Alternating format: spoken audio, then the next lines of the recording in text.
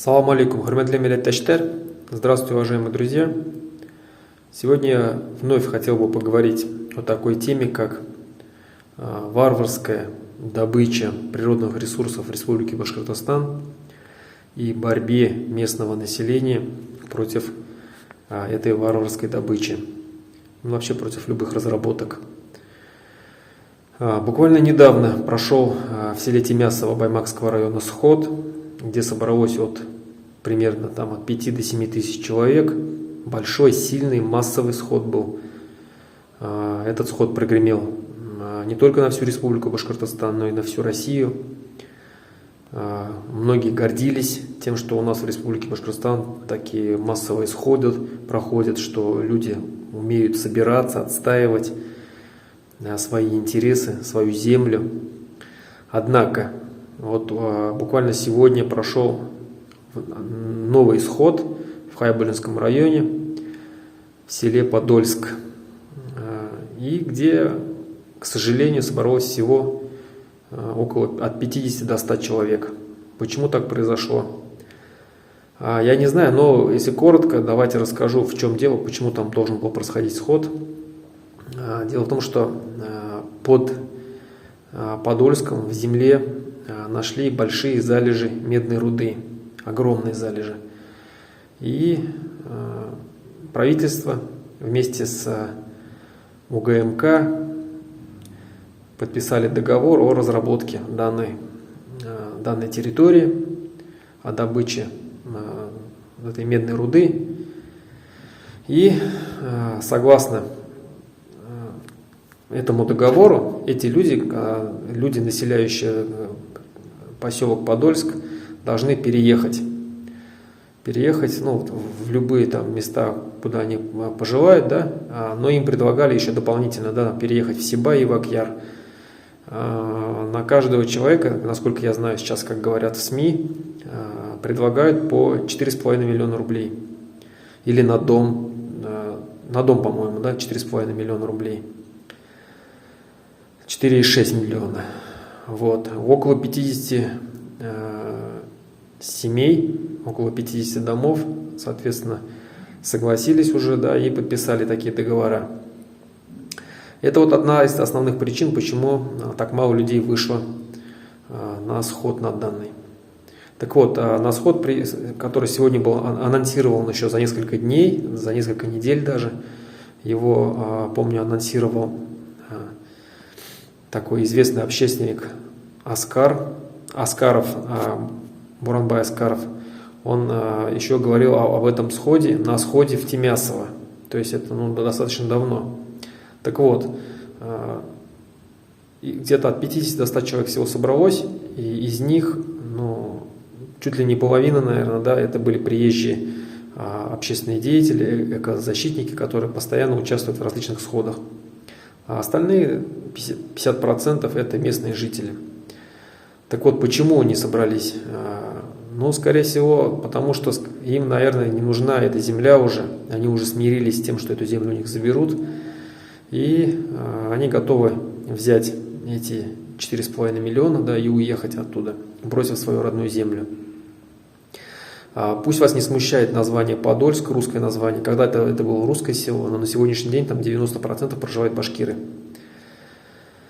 Так вот, я хочу сказать, что пока местное население не захочет самим отстаивать свою землю, никакие приезжие общественники и экозащитники, какие-то организации общественные, правозащитные не помогут абсолютно. То есть только когда местные сами жители будут гореть желанием отстаивать свою землю, только тогда получится отстоять с помощью уже других правозащитников, общественных организаций и так далее. Но, как мы видим, у местных желания такого нету. Они, видимо, готовы сдать свои родные дома, свою родную землю этим олигархам. Что еще хотел сказать? Я хотел сказать, что эти нападки, вы заметили, что эти нападки на наши природные ресурсы периодически раз в месяц, раз в 2 месяца стабильно происходят в Республике Башкортостан, а точнее в Заурале. И они и будут происходить. Потому что и какой бы отпор не давали наши общественные деятели, вообще наш народ, они все равно будут совершать эти нападки, совершать попытки купить тот или иной карьер, там, получить разрешение на тот или иной карьер и начать разработку там. Почему? Потому что очень выгодно сейчас разрабатывать природные ресурсы и выкачивать это сырье. Это им достается, вот этим вот олигархам, достается по очень броским ценам, а выкачивают они оттуда миллиардные доходы. И они от этих миллиардов никогда не откажутся. Они будут постоянно нападать, постоянно пытаться отхватить, откусить тот или иной карьер, те или иные земли у жителей Республики Башкортостан. Что их до этого сдерживает, это то, что земли находятся в сельхозназначении. То есть и без переведения их в промышленные земли, да, они не могут начать там разработки. А для того, чтобы перевести в промышленную разработку, нужно согласие жителей. Вот это единственный сдерживающий фактор. Но они всеми усилиями, сперва там в Баймакском районе, в Учелинском районе, Хайбулинском, Абзелиловском, да, везде пытаются такие слушания проводить, фиктивные сходы, фиктивные собрания граждан, или бы втихаря переводить эти земли. И только там, где жители начинают протестовать, там они уже вынуждены под давлением местных жителей отступать. Но, как мы видим, в Подольске такого давления со стороны местных жителей нету. Они, как видимо, решили сдать свои земли, что очень плохо. Так вот, как я сказал, что такие нападки будут продолжаться постоянно. И пока, то есть надо это, чтобы у каждого жителя Республики Башкортостан в голове сидела вот эта мысль о том, что... Сидела мысль, еще раз, да, повторяю, что пока мы не станем независимой, пока наша Республика Башкортостан не станет независимым государством, это будет происходить постоянно. Москва будет с нас выкачивать ресурсы постоянно, а мы будем бегать от горы к горе, от карьеры к карьеру, защищать, пытаться их. Пока наших всех не пересажают, не запугают, не окажут сильнейшее давление на их семьи и так далее, там, штрафами, какими-то угрозами уголовных дел и так далее. Вот. Это будет происходить постоянно, пока мы не станем независимы. Как только мы станем независимым государством, отделимся от Российской Федерации, и она уже не сможет распоряжаться нашими землей, только мы сами, многонациональный народ Республики Башкортостан, сможем сами распоряжаться своими природными ресурсами. И мы уже сами будем решать, что с ними делать, разрабатывать этот карьер или не разрабатывать, да, какие доходы и сколько будет идти местному населению. Пока же никаких доходов, никакого местному населению не идет. Дороги разбиты, в тех местах, где производится разработка, где карьеры, дороги разбиты, никаких благоустройств нету, местная инфраструктура вся уничтожена. Я был в Подольске в этом 2 раза, по-моему. Я видел, как живут там эти местные жители. Это ужасно. Там страшные разбитые дороги. Там страшный клуб, страшный детский садик, страшная школа, страшная больница. Понимаете? Дома все страшные. Почему так происходит? Потому что бедные жители живут. А живут они на огромных богатствах. Но им ничего не принадлежит, и никто не собирается вкладывать в развитие этого села. Так вот, это будет происходить до тех пор, пока нами управляет из Москвы. Только когда мы сами начнем управлять, когда у нас будет местное самоуправление сильное, когда большинство доходов от природных ресурсов будет уходить местным жителям, местному району, только тогда мы сможем навести порядок на своей земле. Пока же так и будем, еще раз говорю, бегать от горы к горе, от карьера к карьеру, защищая. Но это не говорит о том, что нам не надо бегать. У нас сейчас просто других выходов нету, и местные жители, и общественные деятели, и экозащитники, которые все это делают, защищают, честь им и хвала. Спасибо большое, что они этим занимаются. Потому что если бы не они, то у нас давным-давно бы нас уже как индейцев выселили бы в резервацию, а все наши природные ресурсы просто разграбили бы. Они защищают, и пусть это делают, и хорошо, что это делают, пока они могут сдерживать. Но я думаю, что еще пару лет, и эта страна, фейк-страна под названием Российская Федерация прекратит свое существование, и Республика Башкортостан обретет свою независимость. Это должно сидеть у каждого человека в голове, у каждого жителя Республики Башкортостан в голове.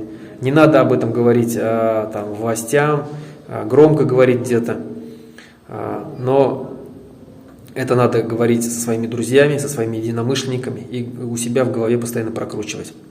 И теперь под конец я хочу вам короткую справочку, да, то есть о том, сколько всего у нас находится под землей в Республике Башкортостан, насколько мы богатые, чтобы вы прекрасно понимали, насколько мы можем жить хорошо, будучи независимыми. А то, что я вам сейчас зачитаю, все это сейчас принадлежит не нам, а Москве, московским олигархам, которые просто выкачивают из нас тупо эти богатства. Начнем с нефти. Так вот, разведанных запасов в Республике Башкортостан нефти составляет 430 миллионов тонн. Вдумайтесь только в эту цифру. 430 миллионов тонн нефти, разведанных запасов.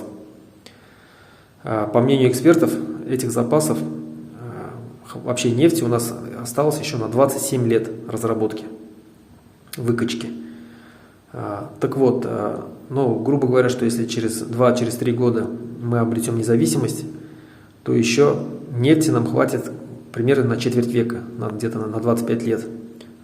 Как раз у нас будет достаточное время для того, чтобы поднять экономику Республики Башкортостан и перейти от сырьевой модели развития к более высокотехнологической модели развития, уже опираться на туризм, да, на производство каких-то более высокотехнологических продукций. Но на 25 лет, как минимум на 27 лет у нас запасов нефти еще есть. 430 миллионов тонн.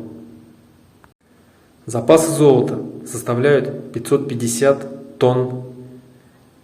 Представляете, да? 550 тонн золота у нас находится в Республике Башкортостан.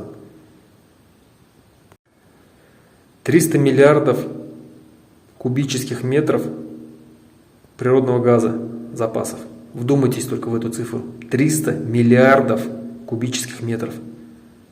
Огромные залежи природного газа, и нам хватит для жителей Республики Башкортостан за глаза этого газа, и мы можем реально жить как шейхи. 100 миллионов тонн железной руды, 252 миллиона тонн угля, запасов меди. Вот только в одном подольском месторождении, да, из-за которого сейчас идет бой, разведанных запасов там составляет 88,6 миллионов тонн медной руды. Представляете, да? Только в одном, вот в этом карьере, который собирается там разрывать, вот только там залежи 88,6 миллионов тонн медной руды, не говоря уже про другие месторождения. Так вот, это не говоря уже про другие природные ресурсы, которых у нас очень много. А там и яшма, там и природный камень, и плетняк, и так далее. Да? Так вот, наша Республика Башкортостан очень богатая, и мы с помощью этих природных ресурсов можем жить достаточно обеспеченно. Наша Республика Башкортостан может быть богатой, очень богатой, и когда она будет независимая, когда она будет самостоятельной и сама будет определять свою политику и экономику, не оглядываясь на Москву, не слушая оттуда приказов и указаний. Поэтому, друзья мои, давайте все вместе работать над тем, чтобы Республика Башкортостан стала независимым, свободным государством, а ее жители жили бы богато, ничуть не хуже, чем в Швейцарии или в Кувейте. Хау болот, хурметли милләттәшләр, асыршаңга тиклем. Всем счастливо.